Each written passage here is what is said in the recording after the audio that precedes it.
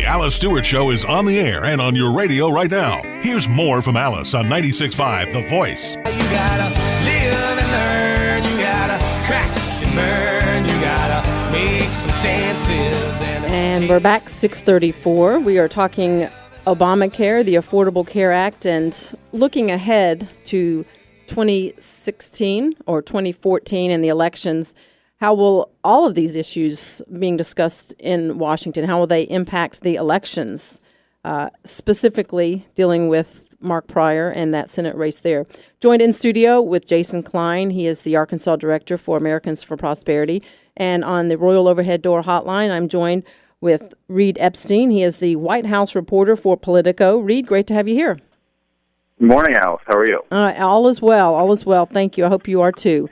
We want to talk about an article that was posted yesterday on Politico, captured our attention. It deals with the president's plan to save the Senate. And all folks know that 6 seats decide the control of the Senate right now. And the article indicates President Obama has a plan to save the Senate's tenuous Democratic majority. Tell us about that. Well, the president, essentially, his plan to save the Senate is very similar for his plan to save himself. He's planning to roll out a whole suite of executive actions on the economy in particular that are intended to paint Republicans paint himself and Democrats as sort of the party that are trying to getting some things done, and Republicans as sort of the obstacles to progress. They've sort of very much focused their attention on saving the Senate. There hasn't been a whole lot of White House attention towards the House. But it's essentially built upon sort of the same sort of themes that we've seen from the president during his campaign in 2012. We're going to see come back this year. A focus on the middle class, focus on sort of a new focus on sort of his anti-poverty initiatives, things like raising the minimum wage. There's going to be a big push for that. And so the president's plan, as he outlined to Democratic senators last night at the White House, was essentially to get them on board with what he's talking about. Right, and the key focus would be, as you mentioned, selling a populist message, try to make Obamacare work better, and raise a lot of money would be one of the main focus, as you say, to save the Senate and himself. Right. Last year he held a couple dozen events to raise money for House and Senate Democrats and the DNC. You're going to see him do that again in this year. He doesn't have a schedule built out yet, but you can expect that he's going to be holding a number of high-dollar fundraisers for Democratic senators, even though he's probably not going to be out on the stump in places like Arkansas or Kentucky or Georgia, where there's going to be tough Senate seats that the Democrats hope to win. But he's going to be raising a lot of money that's going to be funding those campaigns, far more money than those candidates might have been able to raise on their own. Yeah, I think we saw sort of a microcosm of what that's going to look like, where the president was in North Carolina yesterday and Kay Hagan was nowhere to be found. That's right.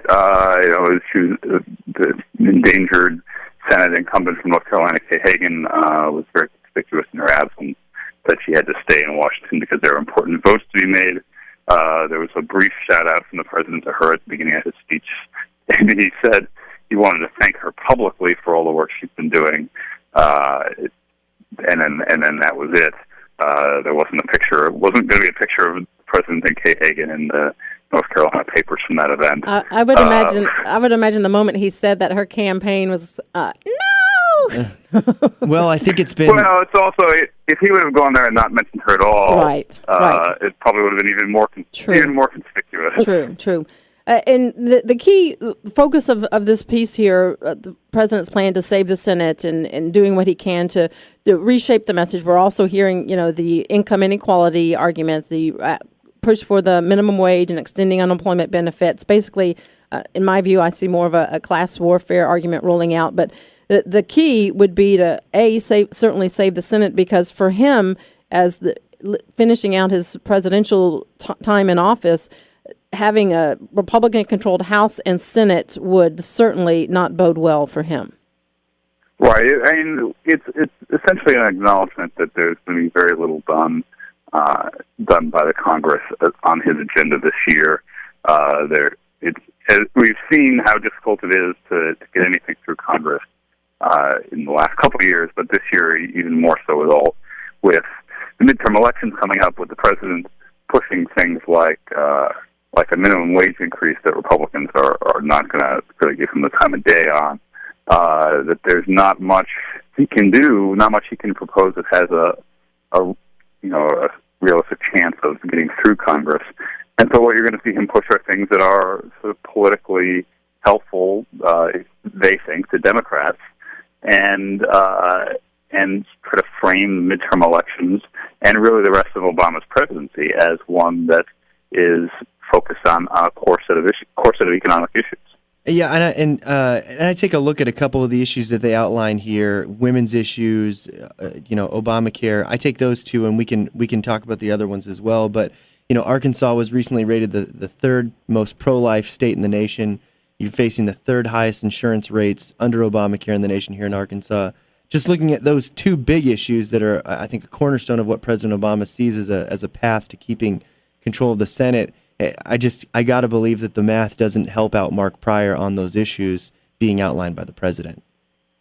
Yeah, Mark, there's no question that Mark Pryor is in a heap of trouble that he faces.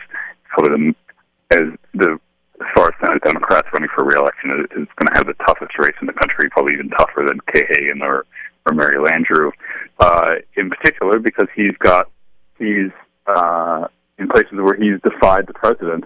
He's put himself at odds with some of the major donors to some of these Democratic races. Of course, voted against the expanded background checks for gun purchases, and that was a place where people like Mike Bloomberg, the former New York mayor, are investing heavily to help candidates who were with them on that, and ran a handful of ads beating up Mark Pryor last summer, but then they've sort of abandoned that effort. But I don't think you're going to see Bloomberg in trying to help Mark Pryor later this year, this fall, the way he might with Mary Landrieu or Kay Hagan, who voted with them on that. Right. I expect, as you can imagine, Reid, we will see a lot of Bill Clinton here to help campaign for Mark Pryor, because he is certainly very well liked here.